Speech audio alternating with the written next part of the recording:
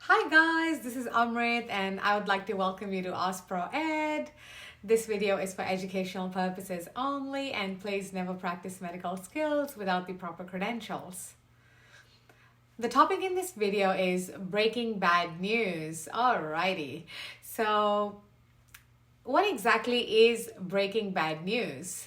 It's a topic that has come again and again in AMC, so it's essential to have a good knowledge on breaking bad news. So, look, breaking bad news is a situation where there's either a feeling of no hope or threat to a person's mental or physical well-being.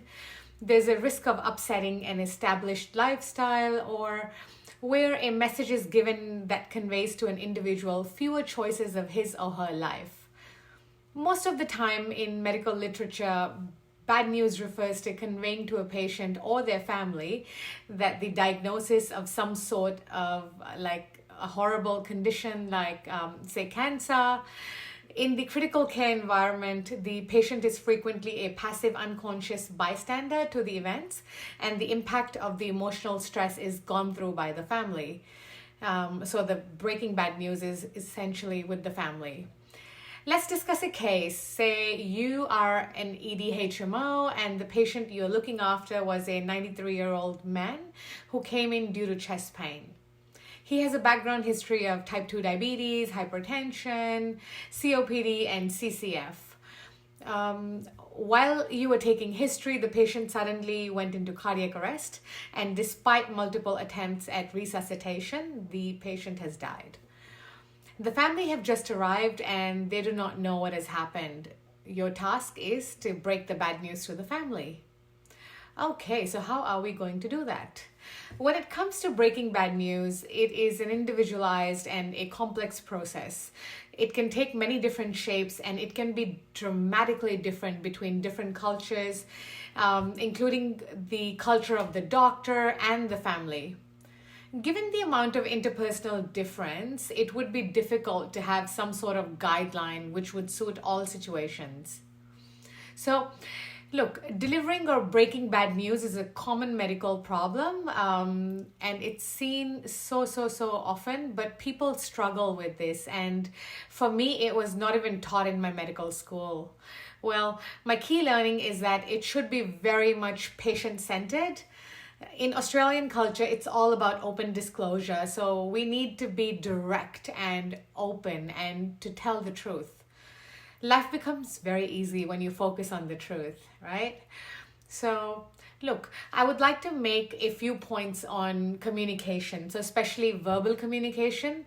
The person, for example, doing the talking should identify themselves and introduce the other staff members who are present. Always address people by their name. Whenever possible, like say the patient and their family member, like they need to be referred to by their actual names. The main objective is to deliver the serious news and like bad news clearly and without exacerbating the associated discomfort. It's good to fire a warning shot. That means like a statement to warn the family about the bad news. So you can say like, I'm afraid I have some bad news for you, Mrs. Darcy. The pace of delivery needs to be appropriate and that it can be assessed from like the responses of the patient or the family. So for example, like assess whether they're ready to receive the next piece of information. This may mean like waiting until the family asks you leading questions, or you as the person giving the bad news also needs to be comfortable with silence. So making sure you allow periods to pass for the family to process the information. And the person giving the bad news needs to be prepared to repeat themselves again and again. As much as what is said may go unheard by the grieving person, it's generally expected that much of what is said after the bottom line is delivered will be like either unheard or poorly understood. So be ready to repeat yourself again and again. The news need to be conveyed in a way that conveys respect and empathy. So these are like some common communication things.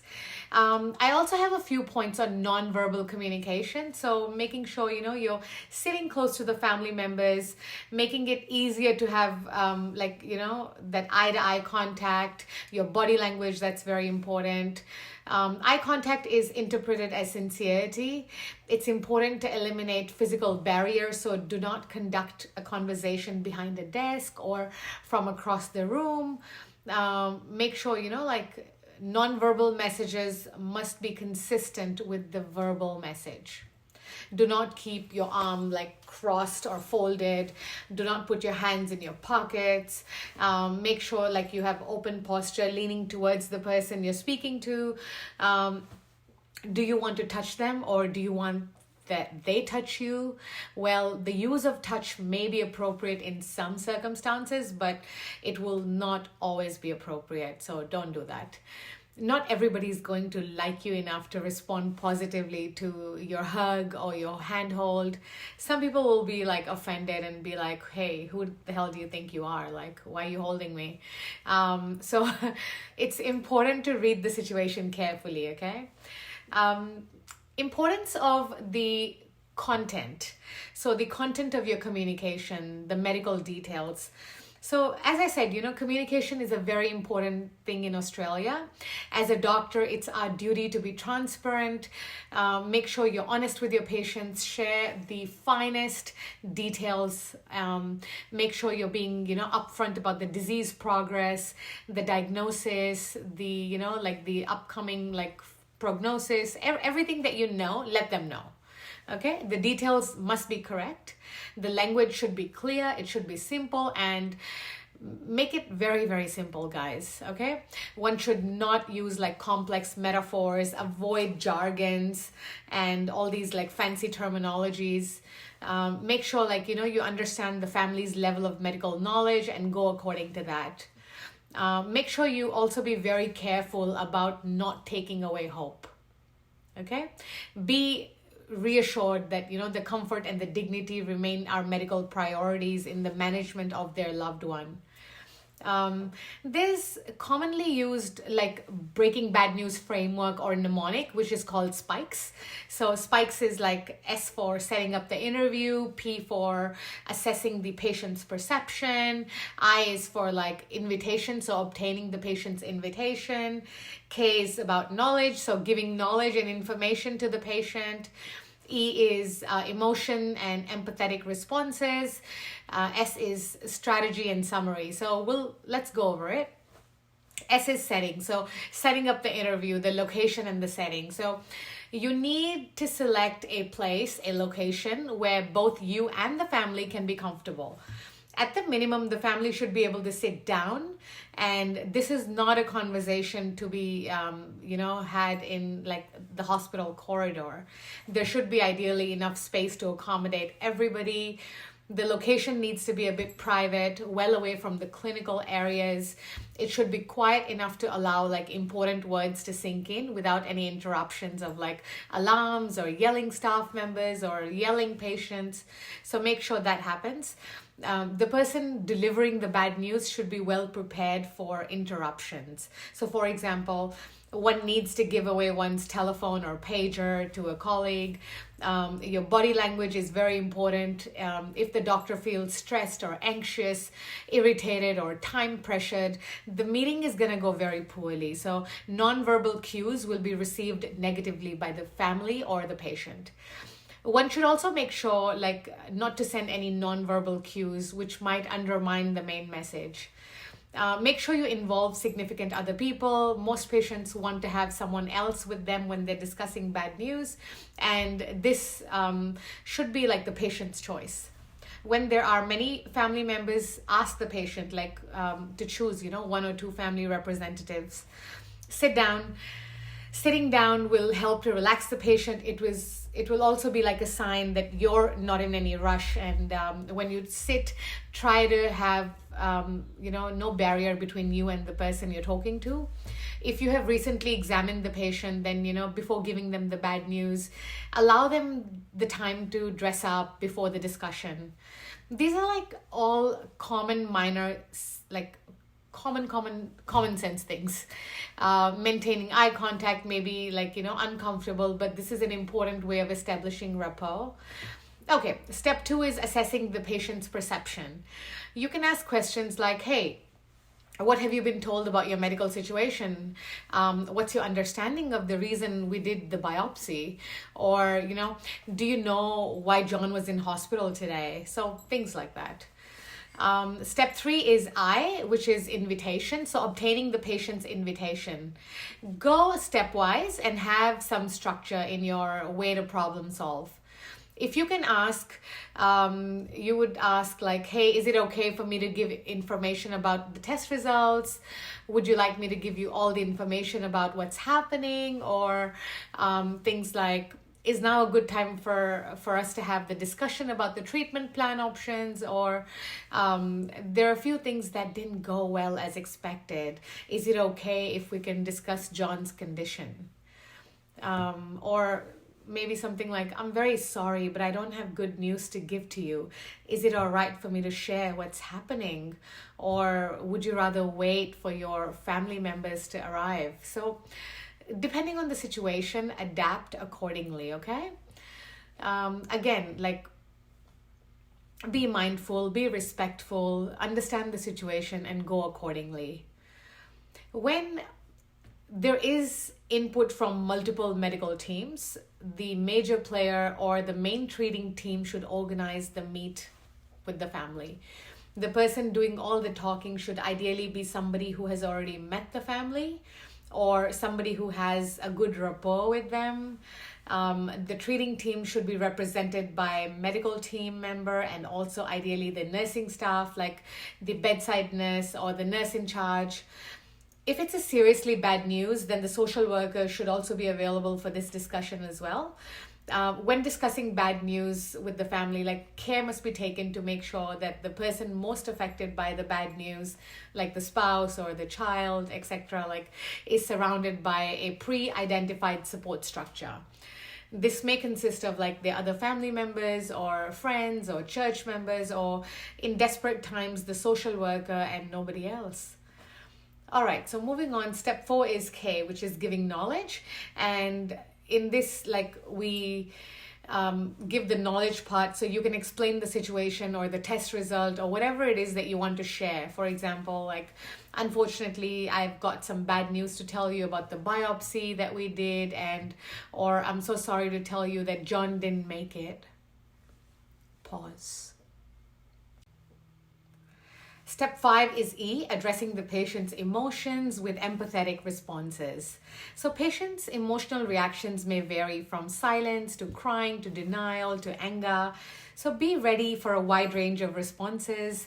They can be stunned, they can be silent or in shock, they can be in guilt or screaming. So that's fine. Give permission and encouragement for their reaction, such as like crying and screaming. So have a tissue box available and be like, I can see this is very hard for you. Please have some tissue. Or clearly you're very upset about this, or it must be really hard for you.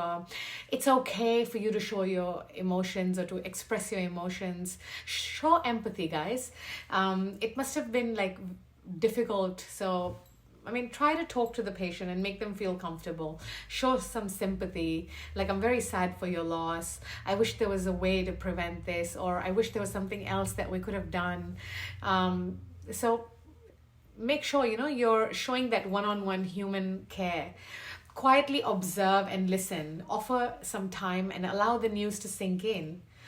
Make sure like you can explore and respect expressions of feelings by the recipients of the news. Invite people to describe their emotions, like, how do you feel about that? Or is this what you were thinking of? Or this must be really difficult for you? Or you shouldn't feel bad, it's not your fault, things like that. All right, step 6 is strategy and summary. So before discussing a treatment plan, ask, is it important? Like, is it okay for you to have this discussion? So see, like, if the patient is ready to discuss the plan. So give information about the plan options that are available, and make sure you involve other services and support as well. For example, like palliative care, social workers, and also understand who to notify. Like take the opportunity to ask questions like, who are you going home with, or who's home with you, or like, what are you going to say to your family? This gives you an opportunity to assess their understanding, like whether they understood the situation, and also like you can check their understanding and accuracy of what they comprehend. Don't forget to offer a follow-up discussion.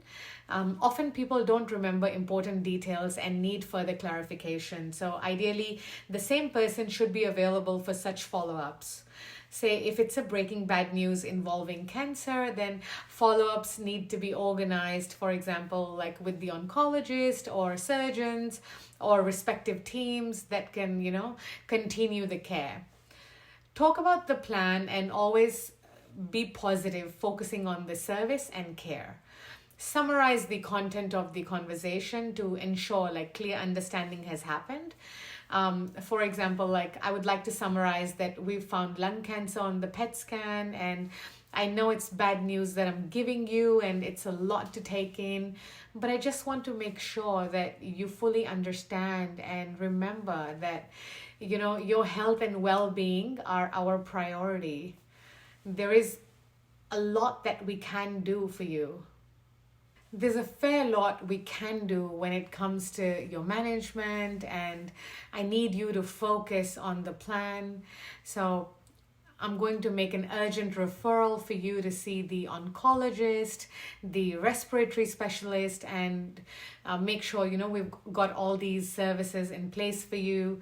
We will have a multidisciplinary team approach and do the best we can to provide you with the care that you deserve. So always have that one-on-one human connection, okay? All right. And in the follow-up strategy, like follow-up discussions need to be organized. So if it's a death, then the social worker will remain in the room following the discussion. They will offer help or, offer to organize like counseling or psychological support, spiritual support. So it depends like from family to family. So if like they have religious needs, or if there's the expectation that the patient would have wanted such involvement, then the social worker can help organize that. If a quiet space has been designated for this discussion, the space should be made available to the family for some time following the discussion, with like the expectation that they would wish to spend, some time in there, and give them time discussing the issues among themselves and coming to terms with the bad news. All right. The most important part, documentation. So documentation is very important, guys. If you don't document, it means it never happened. Documentation of the end of life discussion needs to be completed very shortly after the discussion has taken place, so as like it's clear in like the mind of the person who's doing the writing. The people who are present in that discussion need to be identified in the medical record, and the content of the discussion and the decisions that were made needs to be documented very carefully. The opinions of like others, like whatever they voiced regarding the decisions, even that must be recorded. For example, like the family agreed with the end of life plan, or they had objections, and specifically like what those objections were, like mention them in your documentation. And then finally, whenever we have any major happenings, we debrief. So discuss with your appropriate team members or seniors after such events. Express your own feelings and thoughts, because giving bad news is a stressful situation for staff, and this stress needs to be acknowledged. Making sure that all staff members involved have had the opportunity to debrief. You must look after yourself and after your colleagues to avoid like burnout and depression. So maybe go for a break after a stressful event and let the steam out. All right, so you will need to practice the spikes approach multiple times before it becomes embedded in your memory and flows through naturally. If you're happy with this video, hit the subscribe button and give this video a thumbs up. Alrighty, please don't forget to share this content with your friends patients. And I hope this was helpful. And until next time, look after yourself. Take care. Thank you.